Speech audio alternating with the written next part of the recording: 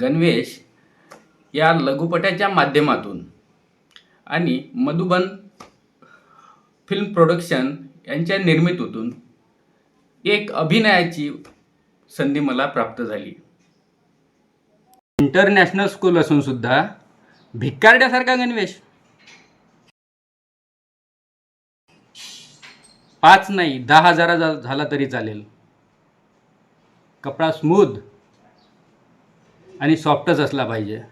गणवेश या लघुपटामध्ये मुख्य व्यक्तिरेखा एका मंत्र्याची होती आणि तीच मला साकारायची होती.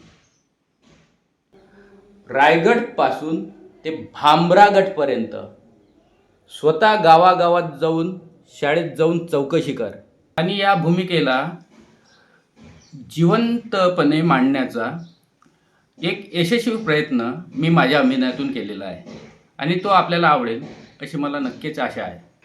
अण्णा, तू फक्त गणवेशाकडे लक्ष दे.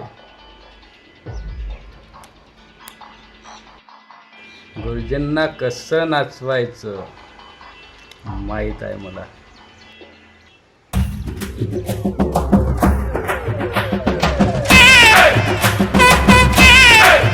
एक सकारात्मक आणि एक नकारात्मक अशा प्रकारचे दोन्ही भाव दाखवणारी ही भूमिका होती. माझ्यासाठी थोडी आव्हानात्मक होती, परंतु तरीही ते यशस्वीपणे साकारण्याचा मी यशस्वी प्रयत्न केलेला आहे. नाहीत गणवेश.